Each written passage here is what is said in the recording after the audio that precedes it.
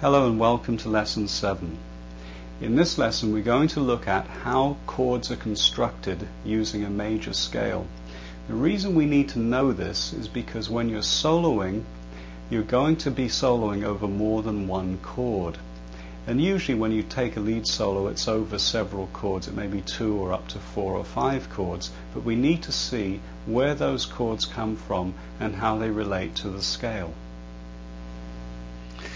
Now, if you recall, if we take a C major scale and we create a triad, which is the first, third and fifth note of that scale, when we play those triad notes together as a chord, we get a C major chord.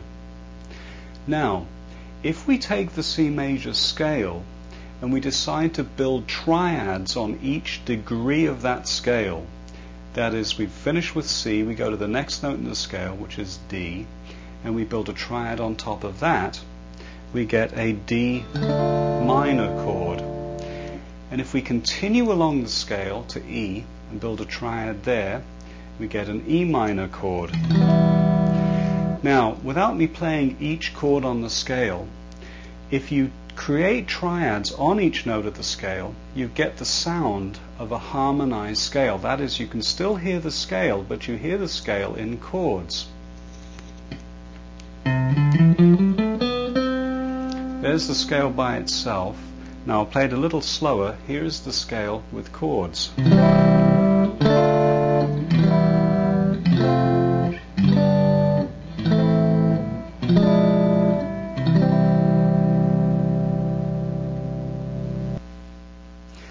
Now, if we take a C scale and we build triads on top of them, you will notice that they progress along the scale with a certain sound.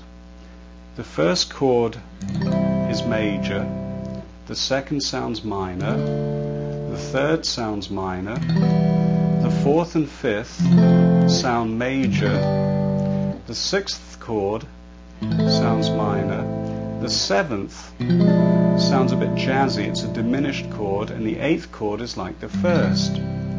Now the significance of this is that most songs use the chords that are built on a major scale to create chord progressions. And most songs often have chords 1, 4 and 5.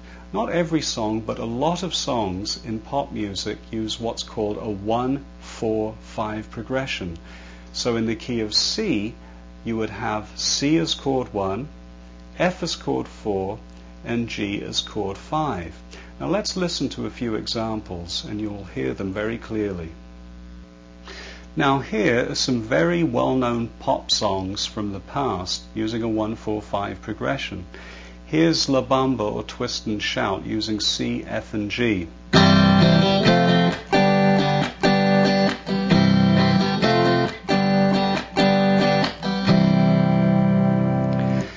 Here's a typical rock pattern using C, F and G, often referred to as a 12-bar pattern.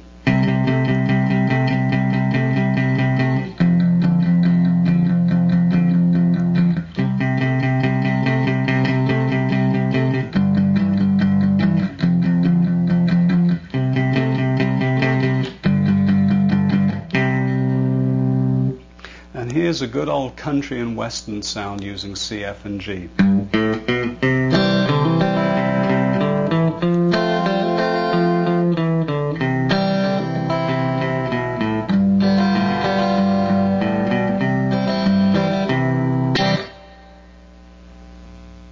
Now, as you could hear from those examples, it was the same set of chords, and yet the inflection or the way they were played gave rise to a different kind of style. Now, the significance of chord progressions is this. When you're learning to solo, you're going to have to find the right set of chord notes and passing notes in the scale to match the chords that are changing underneath. So, what we're going to do next is look at how to solo over some typical chords in a chord progression. Now, once again, I'm in the pentatonic scale and I'm around the 5th fret on the 4th string here, and I'm going to be showing you where the chord notes and passing notes are, and some general phrasing tips to jam along to two chords. Now, here is a G on the 4th string, here is an A, a C, a D, and an E. Now, as I mentioned earlier, you can try pedaling on a chord note to get some rhythmic momentum going, but you can also do little two-note repetitions between notes in the scale, like between, say, G and A. So you could go, and that makes up quite a nice simplistic melody. Or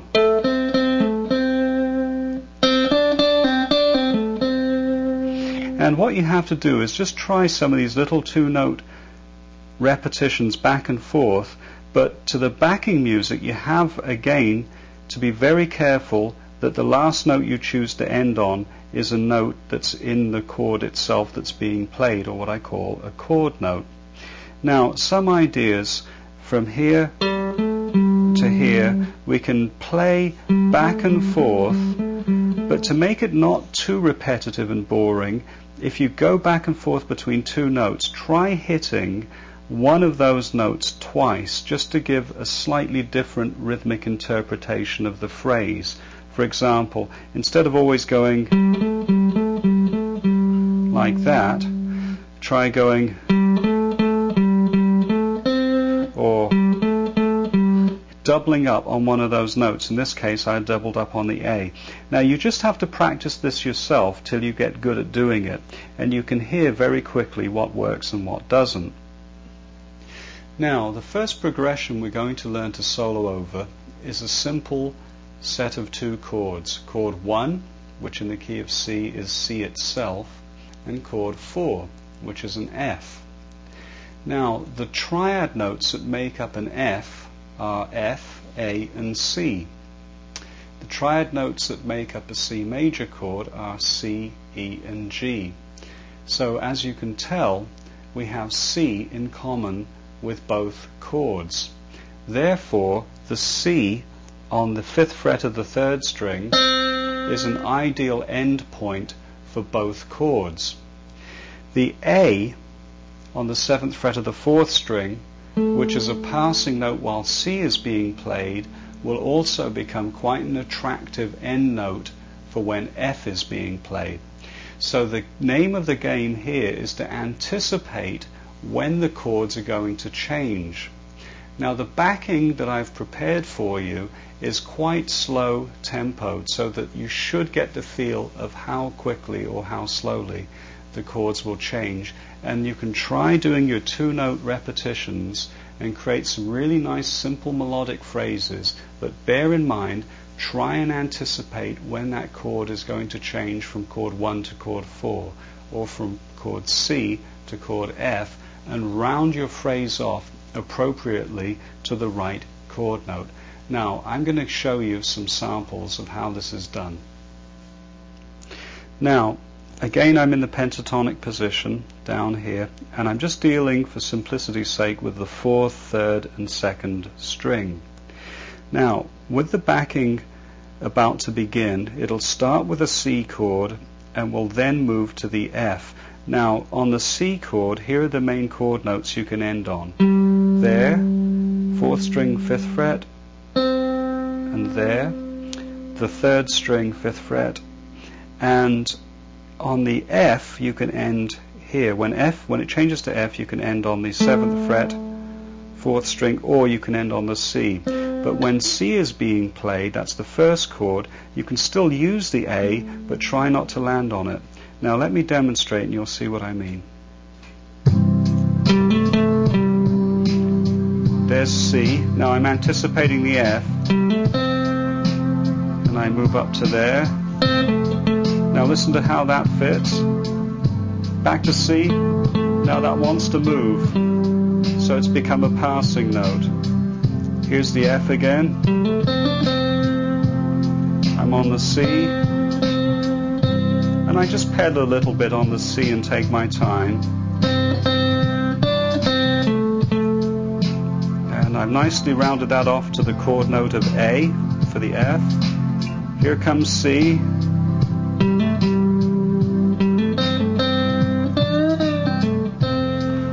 I'm making the phrases a little bit more complicated. Back to the C. Now I quickly referenced over to the A, but I only touched on it very rapidly.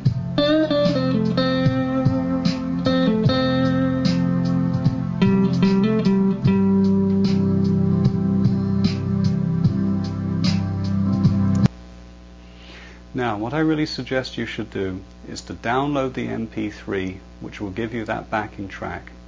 It's the C to F progression, or 1 to 4. And just try jamming along with it, but just stay on the 4th and 3rd string. Try some pedal notes, try some of those 2-note repetitions, and just try as hard as you can to anticipate the chord change and make some very simple phrases and round them off to the appropriate chord notes. Good luck, and I'll see you in the next lesson.